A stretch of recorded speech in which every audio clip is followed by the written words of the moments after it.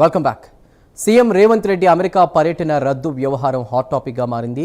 CMO కేంద్ర విదేశాంగ మంత్రిత్వ శాఖ కీలక ప్రకటనలు చేశాయి. దీంతో ఈ వ్యవహారం మరింత ముదిరింది. ముందుగా సీఎం రేవంత్ రెడ్డి అమెరికా పర్యటనకు కేంద్రం అనుమతి నిరాకరించినట్లు సీఎంఓ అధికారికంగా తెలిపింది.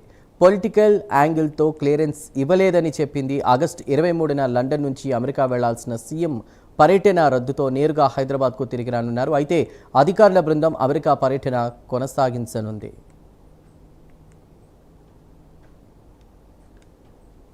హార్వర్డ్, MIT, నార్థర్న్ యూనివర్సిటీ, వర్జీనియాతో MOUల ప్రక్రియను ముందుకు తీసుకువెళ్లాలని సీఎం ఆదేశించారు. ప్రపంచ స్థాయి విద్యా సంస్థలను హైదరాబాద్కు తీసుకురావడం, నగరాన్ని గ్లోబల్ నాలెడ్జ్ హబ్గా తీర్చిదిద్దడమే లక్ష్యమన్నారు. యువత భవిష్యత్తు, అదేవిధంగా రాష్ట్ర అభివృద్ధి, దేశ ప్రయోజనాలు రాజకీయాలకు అతీతమని స్పష్టం చేశారు.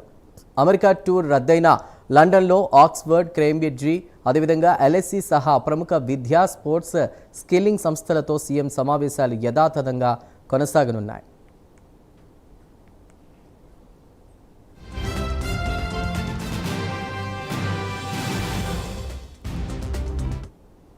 తెలంగాణ ముఖ్యమంత్రి రేవంత్ రెడ్డి అమెరికా పర్యటనకు పొలిటికల్ క్లియరెన్స్ నిరాకరించడంపై కేంద్ర విదేశాంగ మంత్రిత్వ శాఖ వివరణ ఇచ్చింది. ముఖ్యమంత్రులు, ఇతర ఉన్నత స్థాయి ప్రముఖుల విదేశీ పర్యటనలకు అనుమతి ఇచ్చే ముందు ఆయా కార్యక్రమాల స్వభావం, పర్యటన ఉద్దేశం, వారి హోదాకు తగిన విధంగా కార్యక్రమాలు ఉన్నాయా అనేటువంటి అంశాలను క్షుణ్ణంగా పరిశీలిస్తామని విదేశాంగ శాఖ అధికార ప్రతినిధి రణ్ధీర్ జైస్వాల్ తెలిపారు.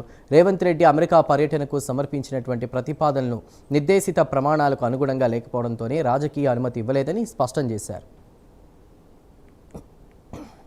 The visit of chief ministers, as indeed of other dignitaries, are assessed by the Ministry of External Affairs in order to accord political clearance. The program proposed in such cases should be appropriate to the office held and the purpose of the visit. In this particular case, that was not so in respect of the United States, and therefore the clearance was denied, not given. Incidentally, let me also tell you that clearance was given for his visit to the United Kingdom. Let me say that the visit of Chief అయితే రేవంత్ రెడ్డి ప్రతిపాదించిన 2 దేశాల పర్యటనలో United Kingdom పర్యటనకు ఇప్పటికే అనుమతి మంజూరు చేసినట్లు గుర్తు చేశారు.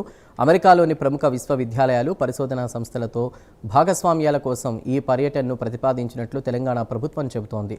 ఈ నేపథ్యంలో అమెరికా పర్యటనకు అనుమతి నిరాకరణపై కాంగ్రెస్ నేతలు కేంద్రాన్ని విమర్శిస్తూ ఉండగా విదేశాంగ శాఖ ఇచ్చినటువంటి వివరణ ఇప్పుడు రాజకీయంగా చర్చనీయాంశమైంది.